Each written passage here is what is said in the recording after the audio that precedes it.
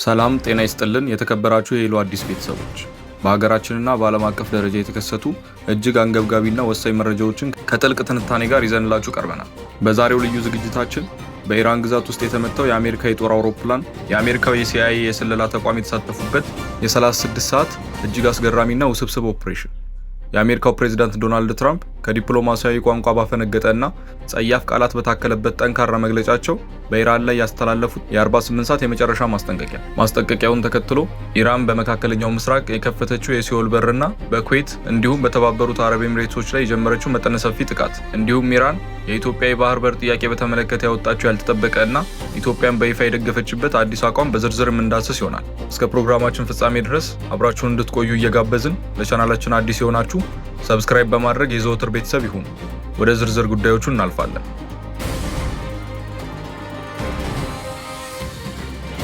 ወደ መጀመሪያው ዜናችን ስናልፍ አሜሪካ አብራሪዋን ማዳኗን አስታውቃለች። ኢራን በበኩሏ የአሜሪካ አውሮፕላኖችን መታ መጣሏን ገልጻለች። ባለፈው አርብ በኢራን መከላከያ ኃይሎች ተመቶ የወደቀው የኤፍ-15 ስትራይክ ኤግል የጦር ጀት ረዳት አብራሪ ከ36 ሰዓት ከፍተኛ ፍለጋ በኋላ በሰላም መዳኑን የአሜሪካው ፕሬዝዳንት ዶናልድ ትራምፕ በይፋ አስታውቋል። ይሁን እንጂ አብራሪው ለማዳን የተደረገው ኦፕሬሽን ላይ አሜሪካና ኢራን እርስ በርሱ የሚጋጭ መረጃ እየሰጡ ይገኛሉ። አሜሪካ በታሪካችን እጅግ ደፋር ያለችውን ይህ ኦፕሬሽን የተከናወነው በኢራን ደቡባዊ ተራሮች ውስጥ ነው። በኮሎኔል ማዕረግ የሚገኘው አብራሪው ለ36 ሰዓታት ሽጉጡን፣ መገናኛውና የማቆያ መሳሪያዎቹን ይዞ በተራራ ውስጥ ተሸሽጎ መቆየቱ ተገልጿል። አብራሪው ከራሱ ጋር ባለው የምልክት መሳሪያ አማካኝነት ያለበትን ቦታ ለቡድኑ ማሳወቅ በመቻሉ ምንም እንኳን የአካል ጉዳት ቢደርስበትም በሕይወት ሊወጣ ችሏል። የኢራን ወታደሮች አብራሪውን ለመያዝ አካባቢውን እያሰሱ በነበሩበት ወቅት እርሱ ግን የመሬት አቀማመጡን ተጠቅሞ በዋሻዎቹ ውስጥ ተሸሽጎ ነበር። የአሜሪካ ልዩ ኃይሎች በሄሊኮፕተር እንዲሁም በልዩ አውሮፕላኖች ምድር ላይ በመውረድ አብራሪውን ከበቡት። የኢራን ኃይሎች ጋር ከባድ የሆነ የተኩስ ልውውጥ በማድረግ አስለቅቀውታል ነው የተባለው። በአሁኑ ወቅት ለሕክምና ኩዌት እንደሚገኝ ተነግሯል። የአሜሪካ ልዩ ኃይሎች እንዴት ወደ ቦታው ገቡ? ልዩ ኃይሎች በዝቅታ የሚበሩ አውሮፕላኖችና ሄሊኮፕተሮችን ተጠቅመው አብራሪውን ወዳለበት ተራራማ አካባቢ ወርደዋል። አብራሪው መደበቂያው አካባቢ በነበሩ የኢራን ኃይሎች ተከቦ ስለነበረ የአሜሪካ ልዩ ኃይሎች እርሱን ለማስለቀቅ ከባድ የተኩስ ልውውጥ ማድረጋቸውን ተገልጿል። ሲአይኤስ ምንድን ነው ያደረገው? የአሜሪካ የስለላው ድርጅት ሲአይኤ የኢራንን ኃይሎች ለማደናገርና የአብራሪውን ቦታ ለማግኘት የውሸት መረጃ በማሰራጨት የነፍስ አድን ስራውን አግዟል ተብሏል። ማታለያ ስልቱ ዓላማው የነበረው የኢራን ኃይሎች ትኩረታቸውን አብራሪው ካለበት ትክክለኛ ቦታ እንዲያዞሩ ለማድረግ ነበር። የኢራን የደህንነት መዋቅሮች ውስጥ አሜሪካውያን አብራሪውን አግኝተውታል፣ በአሁኑ ሰዓት በየብስ በመኪና ወደ ድንበር እያወጡት ነው የሚል የተሳሳተ መረጃ እንዲሰራጭ ተደርጓል። ይህም የኢራን ኃይሎች በየብስ ያለውን ፍለጋ ላይ እንዲያተኩሩና የአየር ክልላቸውን እንዳያጠብቁ በማድረግ አብራሪው በተደበቀበት ተራራማ አካባቢ የነበረውን ጥበቃ እንዲላላ አድርገውታል። አብራሪው የሚጠቀምበት የመገናኛ መሳሪያ በኢራን ኃይሎች በቀላሉ እንዳይለጅ ዲጂታል ማታለያዎች ተጠቅመዋል። አብራሪው ያለበትን ትክክለኛ ቦታ የሚጠቁሙ ሲግናሎች በመደበቅ በሌሎች ቦታዎች ላይ ግን ተመሳሳይ የሚመስሉ የሐሰት ሲግናሎችን በመልቀቅ የኢራንን ክትትል አዛብተውበታል። ሲአይኤ አብራሪው በየትኛው ተራራማ ዋሻ ወይም ገደል ውስጥ እንዳለ ለማወቅ ዩኒክ ኬፓቢሊቲ የተባሉ እጅግ ዘመናዊ የክትትል ቴክኖሎጂዎችን ተጠቅሟል። አብራሪው ያለበትን ትክክለኛ ቦታ ካረጋገጠ በኋላም የኢራን ወታደራዊ ኮንቮዮች ወደ ቦታው እንዳይጠጉ የአሜሪካ አየር ኃይል ድብደባ ስታደርግ ቆይታለች። ኢራን አብራሪውን ለመያዝ ስትል ከፍተኛ የገንዘብ ሽልማት እስከ ማሳወቅ ደርሳ ነበር። ሲአይኤ ይህንን ግፊት ለመቀነስ የኢራንን አመራሮች ውሳኔ ለማዘግየት የተደበላለቁና እርስ በርሱ የሚጋጩ መረጃዎችን በውስጥ መስመር እንዲደርሳቸው ሲያደርግ ነበር። ስራቸው የነበረው ለልዩ ኃይሎቹ በቂ የሆነ ጊዜ እንዲያገኝ ማድረግ ነበር። እንደ አሜሪካ ምንጮች ልዩ ኃይሎቹ አብራሪውን በሄሊኮፕተር ይዘው ወጥተዋል። አወዛጋቢው የአውሮፕላን መውደም ጉዳይ ምንድን ነው? በዚህ ኦፕሬሽን ሁለት የኤምሲ-130ጂ አውሮፕላኖች ተመተው ወድቀዋል። እዚህ ጋር ነው የአሜሪካና የኢራን መረጃ የሚጋጨው። አሜሪካ ሁለት የኤምሲ-130ጂ የጭነት አውሮፕላኖቿ መውደማቸውን አምናለች። ነገር ግን ምክንያቱ የኢራን ጥቃት ሳይሆን አውሮፕላኖቹ ጭቃ ውስጥ በመዘፈቃቸውና በቴክኒክ ብልሽት ሊንቀሳቀሱ ባለመቻላቸው የጦር መሳሪያውና ቴክኖሎጂው በኢራን እጅ እንዳይወድቅ ሲባል በአሜሪካ ልዩ ኃይሎች ሆን ተብሎ እንዲፈነዱ መደረጉን ገልጻለች። የኢራን አብዮታዊ ዘብ በበኩሉ አሜሪካ የምታሰራጨው ትረካ ውድቅ አድርገዋል። ኢራን የአሜሪካን የማዳን ዘመቻ በማክሸፍ ሁለት የሲ-130 አውሮፕላኖችንና ሁለት የብላክ ሆክ ሄሊኮፕተሮችን በደቡባዊ ኢስፋን መታ መጣሏን አሳውቃለች። አሜሪካ ሁለት ሄሊኮፕተሮችን ስለመውደቅ አላረጋገጠችም። ኢራን አብራሪው በሕይወት ተርፎ ስለመውጣቱ በይፋ ባታስተባበልም መረጃዎችን የምታቀርብበት መንገድ ግን ከአሜሪካ የተለየ ነው። ኢራን የአሜሪካ የማዳን ዘመቻ ትልቅ ውድቀት አስተናግዳለች ብለዋል። አሜሪካ እንደወደሙ ያመነችው የኤም-130ጂ አውሮፕላኖች ምን አይነት ናቸው?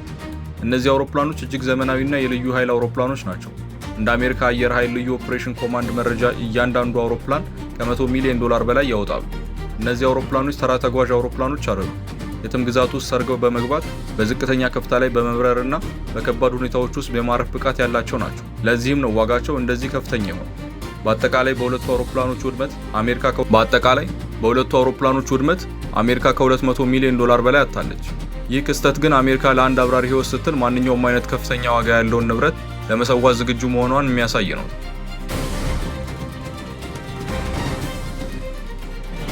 ወደ ቀጣይ መረጃችን ስናልፍ የትራምፕ የ48 ሰዓት ማስጠንቀቂያና ከዲፕሎማሲ ያፈነገጠው ዛቻ። የአሜሪካው ፕሬዝዳንት ዶናልድ ትራምፕ በኢራን ላይ የሚያሰሙት ዛቻ ከመቼውም ጊዜ በላይ ከሯል። ፕሬዝዳንቱ ማህበራዊ ትስስር ገጻቸው ላይ ባሰፈሩትና ለሚዲያው የማይመጥኑ ጸያፍ ቃላት በታጀበ መግለጫቸው ኢራን በአስቸኳይ ስምምነት የማታደርግና የሆርሙዝ ሰርጥን የማትከፍት ከሆነ የፊታችን ማክሰኞ ለኢራን የኃይል ማመንጫና የድልድዮች መቃጠያ ቀን ይሆናል ሲሉ ዝተዋል። ትራምፕ በመግለጫቸው በዓለም ላይ ጣጣ እያመጣ ያለውን ያንን የተረገመ ወጥመድ በአስቸኳይ ክፈቱ፣ አለበለዚያ በገሃነም ውስጥ ትኖራላችሁ፣ የማደርግባችሁ ነገር ዓለም አይቶት የማያውቅ ነው ሲሉ በከፍተኛ ቁጣ ተናግረዋል። ይህ የፕሬዝዳንቱ ከዲፕሎማሲያዊ ስነ ምግባር ያፈነገጠ ንግግር ዓለም አቀፍ መሪዎችን ያስደነገጠ ሲሆን በርካታ ታዛቢዎችም ፕሬዝዳንቱን ከፍተኛ ትችት ተደርጓቸዋል። ይህ የትራምፕ ዛቻ የሚያሳየው አሜሪካ ከመደበኛ ወታደራዊ ኢላማዎች አልፋ ኢራንን ወደ መሰረተ ልማት ውድመት ልትከት መዘጋጀቷ ነው። የኃይል ማመንጫዎችንና ድልድዮችን ኢላማ ማድረግ ማለት የኢራንን ሲቪል ማህበረሰብ በቀጥታ መቅጣት ማለት ነው። የትራምፕ አስተዳደር ይህንን ጽንፈኛ አቋም የያዘው የሆርሙዝ ሰርጥ መዘጋት በዓለም አቀፍ የነዳጅ አቅርቦት ላይ የፈጠረውን ከፍተኛ የዋጋ ንረትና የኢኮኖሚ ጫና በአጭር ጊዜ ለመቀልበስ አስበው መሆኑ ግልጽ ነው። ይሁን እንጂ ይህ አይነቱ ዛቻ ኢራንን ወደ ድርድር ጠረጴዛ ከማምጣት ይልቅ ቀጠናውን ወደማይመለስበት መጠነ ሰፊ ጦርነት ሊያስገባው እንደሚችል የጦርነት ስነልቦና አጥኚዎች ይገልጻሉ።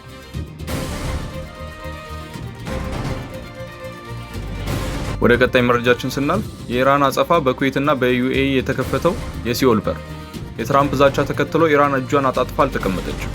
የኢራን እስላማዊ አብዮታዊ ዘብ ምሽቱን ባወጣው የጦር አዋጅ ከአሜሪካ ጋር ወዳጅነት ባላቸው የባህረ ሰላጤው ሀገራት ላይ መጠነ ሰፊ ጥቃት መጀመሩን አውጇል። የኢራን መንግስታዊ የዜና ወኪል ታስኒም እንዳረጋገጠው ኢራን በኩዌት፣ በተባበሩት አረብ ኤምሬትስና በባህሬን በሚገኙ የነዳጅ የፔትሮሊየምና የውሃ ማጣሪያዎች ተቋም ላይ ጥቃት እያደረሰች ነው።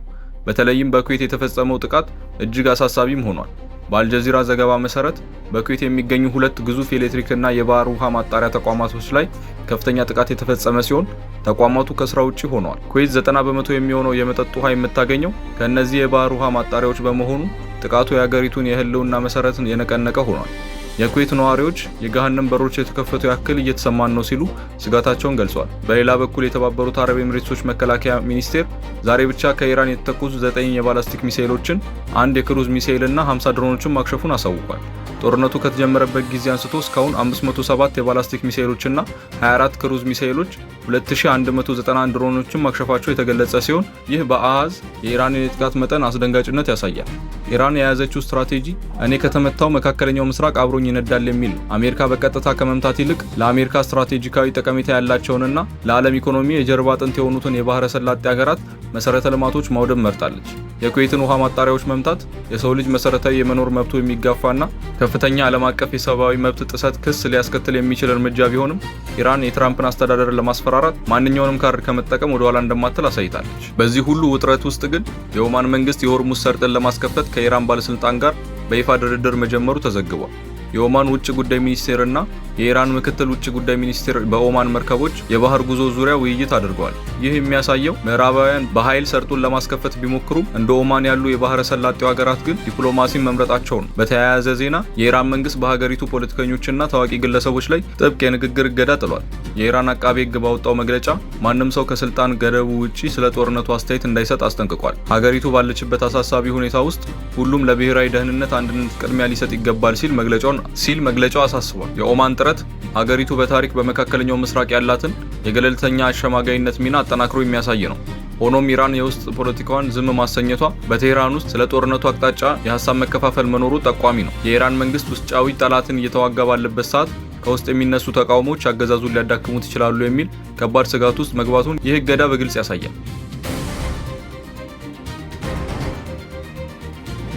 ወደ ቀጣይ መረጃችን ስናልፍ ኢራን በኢትዮጵያ የባህር በር ጥያቄ ዙሪያ የሰጠችው አዲስ መግለጫ። ኢራን በኢትዮጵያ የባህር በር ጥያቄ ዙሪያ የሰጠችው የዲፕሎማሲውን መድረክ አነጋግሯል። በኢትዮጵያ የኢራን ባለሙሉ ስልጣን አምባሳደር አሊ አክባር ራዛኒ ዛሬ በሰጡት መግለጫ ኢትዮጵያ የባህር በር የማግኘት የምታደርገው ጥረት ኢራንን በልበ ሙሉነት ትደግፋለች፣ ከኢትዮጵያም ጎን ትቆማለች ብለዋል። አምባሳደሩ አክለውም የኢትዮጵያ የህዝብ ብዛትና የኢኮኖሚ እድገት የባህር በር እንዲኖራት የሚያስገድድ በመሆኑ አጽንኦት ሰጥተዋል። የኢትዮጵያ መንግስት ይህንን ፍላጎቱን በሰላማዊና በድርድር መንገድ ለመፍታት የሚያደርገውን ጥረት ያደነቁ አምባሳደሩ ይህ እርምጃ ለቀጠናው መረጋጋትና ለኢኮኖሚያዊ ትስስር የላቀ ፋይዳ እንዳለው ገልጸዋል። ይህ የኢራን ይፋዊ ድጋፍ በአፍሪካ ቀንድ ፖለቲካ ውስጥ ትልቅ ትርጉም አለው። ኢትዮጵያ የባህር በር ጥያቄዋን ተከትሎ ከጎረቤት ሀገራት በተለይም ከሶማሊያና ከኤርትራ እንዲሁም ከአንዳንድ የአረብ ሊግ አባላት ጋር ዲፕሎማሲያዊ ውጥረት ውስጥ መግባቷ ይታወቃል። በዚህም ወሳኝ ሰዓት ኢራን በመካከለኛው ምስራቅ ትልቅ ተጽዕኖ ፈጣሪ የሆነችው ሀገር ከኢትዮጵያ ጎን መቆሟ ለኢትዮጵያ መንግስት ትልቅ ዲፕሎማሲያዊ ድል ነው። በሌላ በኩል ኢራን ይህንን ድጋፍ የሰጠችው ከምዕራባውያን በተለይም ከአሜሪካ ጋር ጦርነት ውስጥ ባለችበት ሰዓት መሆኑ በቀይ ባህር ቀጠና የጂኦፖለቲካዊ አሰላለፍ እየተፈጠረ መሆኑን አመላካች ነው። የተከበራችሁ የሄሎ አዲስ ቤተሰቦች ለዛሬ ያዘጋጀንላችሁ የዜናና የትንታኔ ፕሮግራማችን ይህንን ይመስል ነበር። ፕሮግራማችንን ከመጨረሻችሁ በፊት ቪዲዮውን ላይክ እና ሼር ማድረግ እንዳትረሱ። በቀጣይ ይበልጥ ጥልቅና አዳዲስ መረጃዎችን ይዘን እስከምንመለስ ድረስ በያላችሁበት ሰላምና ጤና የተመኘን ቸር ያቆየን።